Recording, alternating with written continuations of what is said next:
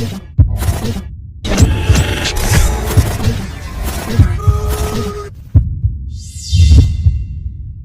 दोस्तों, स्वागत है आपका मेरे यूट्यूब चैनल गहलोत ज्ञान गुरु में। दोस्तों, लास्ट वीडियो में हमने जेनेटिक पार्ट्स को स्टार्ट किया था और उसके अंदर हमने कुछ डेफिनेशन, कुछ ब्रांचेस और वैज्ञानिकों के बारे में डिस्कस किया था। आज के इस टॉपिक में हम म्यूटेशन के बारे में डिस्कस करेंगे। म्यूटेशन क्या है, ये कितने प्रकार का होता है, उसके प्रभाव दुष्प्रभाव क्या हैं। तो चलिए स्टार्ट करते हैं कि म्यूटेशन क्या है। म्यूटेशन को हिंदी में उत्परिवर्तन कहा जाता है। उत्परिवर्तन को म्यूटेशन कहा जाता है। इसकी डेफिनेशन क्या हो जाएगी? इसकी डेफिनेशन है किसी भी जीन का आकस्मिक परिवर्तन जो वंशागत हो, ऐसे परिवर्तन क्या है? उत्परिवर्तन या म्यूटेशन कहलाते हैं। कहने का मतलब क्या हुआ? ऐसे जीन का आकस्मिक परिवर्तन जो कि वंशागत होते हैं, ऐसे परिवर्तन क्या है? म्यूटेशन कहलाएंगे। अब हमने पिछले टॉपिक में हमने वेरिएशन के बारे में डिस्कस किया था। तो वेरिएशन की डेफिनेशन क्या हो जाएगी कि segregation and recombination during mitosis and meiosis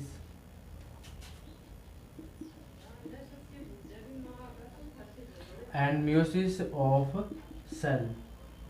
इसका मतलब क्या हुआ कि वेरिएशन में हमने क्या पढ़ा था कि ऐसे परिवर्तन जो कि सेल के टूटने व पुनर्निर्माण के दौरान, यानी कि कब? समसूत्री विभाजन और अर्धसूत्री विभाजन के दौरान ऐसे होने वाले परिवर्तन क्या है?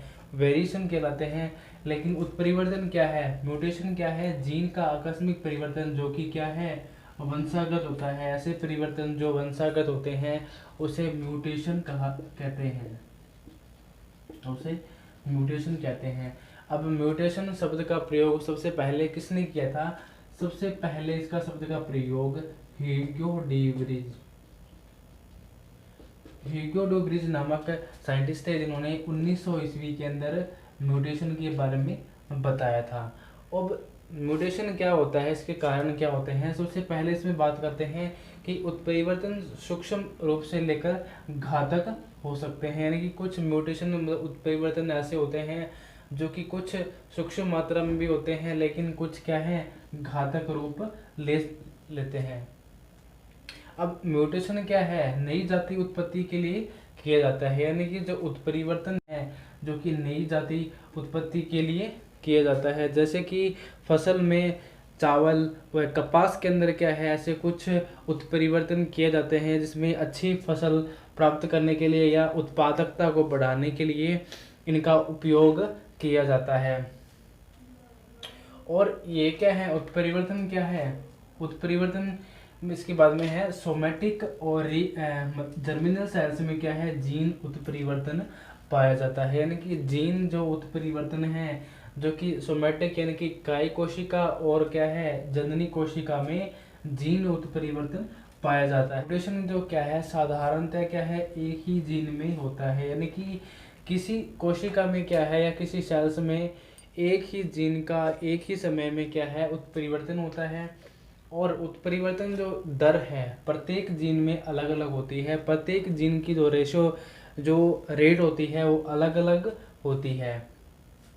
म्यूटेशन क्या है? किसी भी क्रोमोसोम के किसी एक भाग में पाया जाता है। यानी कि जो उत्परिवर्तन है जो कि गुणसूत्र के किसी भी लोकस या लोकाई पर स्थित हो सकता है।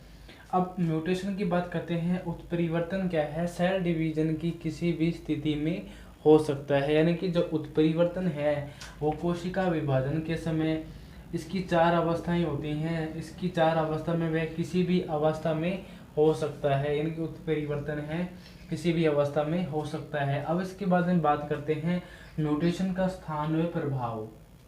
यानी कि जो उत्परिवर्तन है उसका स्थान कौन सा है और इसका प्रभाव कहाँ पड़ता है, यानी कि इसका प्रभाव क्या है। तो डीएनए के मॉलिक्यूल में क्या है? म्यूटेशन पाया जाता है। यानी कि जो म्यूटेशन है उत्परिवर्तन है जो कि डीएनए के मॉलिक्यूल में पाया जाता है। अब इसके प्रभाव की बात करते हैं। यदि म्यूटेशन निश्चित मात्रा में कमी या उसकी बढ़ोतरी होती है तो वह क्या है, यूप्लॉइडी कहलाता है। यदि उत्परिवर्तन की संख्या में कमी या बढ़ोतरी अगर नहीं होती है तो वह क्या है, एनिप्लॉइडी कहलाता है। एनिप्लॉइडी कहलाता है। यानी कि क्या हुआ, यानी कि ऐसा उत्परिवर्तन क्या है, अगर यह उत्परिवर्तन होता है यानी कि कमी की संख्या में कमी या बढ़ोतरी होती है तो वह यूप्लॉइडी कहलाता है। अगर इसकी कमी या बढ़ोतरी नहीं होती है तो वह एनिप्लॉइडी कहलाता है। अब यहाँ से एग्जाम के अंदर क्वेश्चन क्या पूछेगा आपसे, सबसे पहले तो उत्परिवर्तन की परिभाषा ही पूछेगा कि किसी मतलब इसकी परिभाषा क्या होगी। सबसे पहला क्वेश्चन यही बनता है कि म्यूटेशन की परिभाषा क्या है। उसके बाद में आपसे अगर ऑब्जेक्टिव अगर कंपटीशन एग्जाम की बात करते हैं तो उसमें आपसे सबसे पहले इसकी साइंटिस्ट के बारे में पूछेगा कि यह शब्द किसने दिया और कौन से सन में दिया, और यह इसके कारण क्या होते हैं, यह कहाँ पाया जाता है। तो उसके बाद में ये क्वेश्चन बहुत इंपॉर्टेंट बनता है। इसके बाद में आपसे ये क्वेश्चन पूछ सकता है कि जीन उत्परिवर्तन किस में पाया जाता है, सोमैटिक कोशिका में, जर्मिनल कोशिका में, या दोनों में, या इनमें से कोई नहीं। अगर ऐसा क्वेश्चन आता है तो जर्मिनल सेल में क्या है, जर्मिनल सेल में जीन उत्परिवर्तन पाया जाता है, साथ ही क्या है सोमैटिक सेल में भी जीन उत्परिवर्तन पाया जाता है। और वह आपसे ये भी पूछ सकता है कि म्यूटेशन का स्थान कौन सा है। वो आपसे ये इंपॉर्टेंट क्वेश्चन पूछ सकता है कि म्यूटेशन का जो स्थान है वह कहाँ है, तो डीएनए के मॉलिक्यूल में। तो ये क्वेश्चन भी बहुत ज़्यादा इंपॉर्टेंट बनता है यहाँ से। और इसके बाद में नेक्स्ट क्वेश्चन जो बनता है वह म्यूटेशन की कमी या बढ़ोतरी से होने वाले परिवर्तन क्या है। अब उससे पूछ लेगा कि एनिप्लॉइडी क्या है, सीधा सीधा पूछेगा कि एनिप्लॉइडी क्या है और यूप्लॉइडी क्या है। तो दोनों इंपॉर्टेंट यहाँ से क्वेश्चन बनता है कि एनिप्लॉइडी और यूप्लॉइडी क्या कहलाते हैं। इसके बाद में है उत्परिवर्तन का वर्गीकरण, जिसमें सबसे पहला परिवर्तन जो आता है पॉइंट म्यूटेशन। इसको हिंदी में पॉइंट म्यूटेशन ही कहते हैं। एक ही न्यूक्लियोटाइड पेयर के किसी एक छोटे भाग का परिवर्तन होना क्या है, पॉइंट म्यूटेशन कहलाता है। इसके बाद में नेक्स्ट आता है स्पॉन्टेनियस म्यूटेशन, यानी कि स्वतः उत्परिवर्तन क्या कहलाता है। रेडिएशन केमिकल के कारण स्वतः ही डीएनए में परिवर्तन होना क्या है, स्पॉन्टेनियस म्यूटेशन कहलाता है। यानी कि ऐसा म्यूटेशन कौन सा होता है, यानी रेडिएशन किरणों के कारण, केमिकल रिएक्शन के कारण होने वाले स्वतः ही ऐसे परिवर्तन जो डीएनए में परिवर्तन कर दे, ऐसे क्या है, स्पॉन्टेनियस म्यूटेशन कहलाते हैं, यानी कि स्वतः उत्परिवर्तन कहलाते हैं। इसके बाद में आता है सोमैटिक म्यूटेशन, यानी कोशिका विभाजन के दौरान जीन में होने वाले परिवर्तन क्या है, सोमैटिक म्यूटेशन कहलाते हैं, यानी कि कायिक म्यूटेशन। इसके बाद में है जर्मिनल म्यूटेशन, यानी कि जननिक उत्परिवर्तन कौन से होते हैं, जो कि गैमेट्स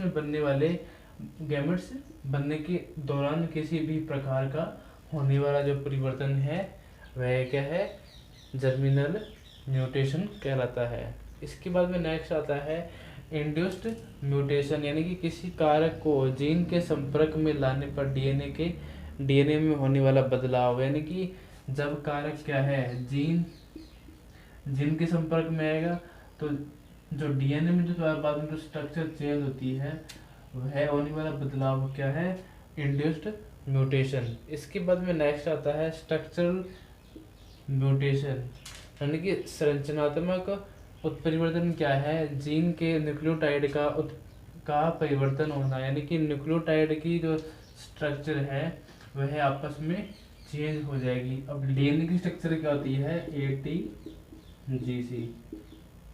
ATGC। अब यहाँ पे क्या होगा, ए और सी अपनी स्थान चेंज कर लेंगे, यानी कि जैसे कि ए और सी ए में, तो यहाँ परिवर्तन हो जाएगा। इसके बाद में नेक्स्ट आता है म्यूटेजेनिक एजेंट, कौन कौन से हैं, किसी कारक के कारण होने वाले परिवर्तन कौन से हैं, म्यूटेजेनिक एजेंट कहलाते हैं। ये आगे क्या है, 3 प्रकार का होता है। सबसे पहला आता है इसमें फिजिकल म्यूटेजन, इसके बाद में केमिकल म्यूटेजन, और सबसे पहले इसके बाद में है इन्वायरमेंटल म्यूटेशन। फिजिकल यानी कि कौन सी होती है, भौतिक कार्य कौन सी होगी, ये भौतिक कार्य होंगे। और केमिकल क्या है, रासायनिक। और यहाँ पे इन्वायरमेंटल क्या है, वातावरणीय। अब इसमें देखते हैं उत्परिवर्तन। उत्परिवर्तन हम 3 प्रकार का बताया था, फिजिकली, केमिकली और इन्वायरमेंटल। सबसे पहले इसमें है फिजिकली म्यूटेशन, है टेम्परेचर के कारण होने वाले कुछ म्यूटेशन, यानी कि ऐसे कुछ एनिमल्स होते हैं जिनमें कुछ टेम्परेचर का भी प्रभाव पड़ता है। इसके बाद में एक्स रेज, जितनी भी रेज आती हैं, रेज किरणें आती हैं, जैसे अल्फा, बीटा, गामा और एक्सरे किरणों के कारण होने वाले फिजिकल म्यूटेशन पर भी प्रभाव पड़ता है। अब इसके बाद में आते हैं इलेक्ट्रॉन। इलेक्ट्रॉन का प्रभाव भी पड़ता है। इसके बाद में है न्यूट्रॉन का प्रभाव भी पड़ता है। बैक्टीरिया, बैक्टीरिया के कारण भी क्या है, फिजिकली म्यूटेशन होता है। इसके बाद में आती है अल्फा टॉक्सिन। अल्फा टॉक्सिन के कारण भी क्या है, फिजिकली म्यूटेशन होता है। इसके बाद में नेक्स्ट है केमिकल म्यूटेशन। अब केमिकल म्यूटेशन किन किन के कारणों से होता है, फॉर्मल्डिहाइड के कारण होने वाला परिवर्तन, फिनॉल के कारण होने वाला परिवर्तन, मैथिल मीथेन सल्फोनेट के कारण होने वाला परिवर्तन क्या है, केमिकल म्यूटेशन कहलाता है। इसके बाद में नेक्स्ट है इन्वायरमेंटल म्यूटेशन। इन्वायरमेंटल म्यूटेशन कौन सा होता है, यानी कि वातावरण के कारण होने वाले प्रभाव। अब इसमें सबसे पहला आता है, इसमें है पोल्यूशन। क्या है, कई प्रकार का पोल्यूशन होता है, एयर पोल्यूशन है, वाटर पोल्यूशन है, सॉइल पोल्यूशन है। इस प्रकार के पोल्यूशन भी क्या है, इन्वायरमेंटल म्यूटेशन कहलाते हैं। इसके बाद में आते हैं कुछ एग्रीकल्चर पेस्टिसाइड एंड ड्रग्स, यानी कि ऐसे कुछ एग्रीकल्चर प्रोडक्ट होते हैं, पेस्टिसाइड होते हैं, ड्रग्स होती हैं जो कि इन्वायरमेंटल म्यूटेशन पर प्रभाव डालती हैं। इसके बाद में इसके परिणाम की बात करते हैं कि परिणाम इनके क्या होते हैं। सबसे पहला इसमें आते हैं फसल में गुणवत्ता बढ़ाने हेतु क्या है, प्लांट म्यूटेशन, प्लांट ब्रीडिंग के दौरान इसका उपयोग किया जाता है। यानी कि जैसे कि परिणाम क्या है, म्यूटेशन क्यों करवाते हैं कि फसल उत्पादकता को व उसकी गुणवत्ता को बढ़ाने के लिए क्या है, म्यूटेशन करवाया जाता है। अब इसमें क्या है, फसल की गुणवत्ता को बढ़ाने के लिए क्या है, प्लांट म्यूटेशन करवाया जाता है। जैसे कि चावल की पैदावार के लिए, अब चावल की जो अपग्रेडिंग ब्रीड होती है उसको प्राप्त करने के लिए, उसकी पैदावार को बढ़ाने के लिए क्या है, म्यूटेशन करवाया जाता है, अपग्रेडिंग बार्ले। अब अपग्रेडिंग भी किया जाता है इससे।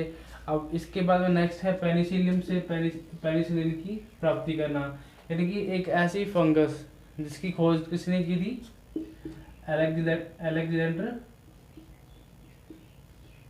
अलेक्जेंडर फ्लेमिंग ने। अब फ्लेमिंग ने क्या देखा था कि पेनिसिलियम एक क्या है, फंगस है, फंगस के अंदर क्या है, पेनिसिलियम की खोज की। पेनिसिलिन से क्या है, काफी रोगों में इसका उपयोग किया जाता है। तो ये था उत्परिवर्तन म्यूटेशन का टॉपिक।